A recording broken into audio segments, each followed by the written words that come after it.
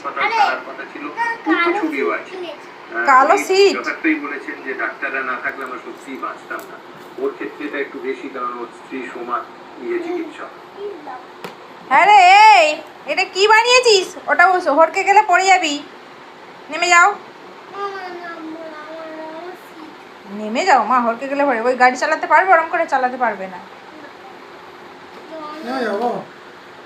অবস্থা দেখো আমার ছেলে। না, পোলট্রি মুরগি যাচ্ছে জানো।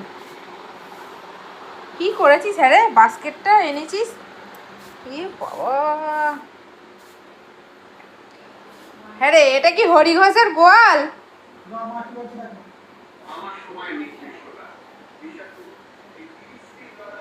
3 বাস্কেট খেলনা মেজে ঢেলেছে।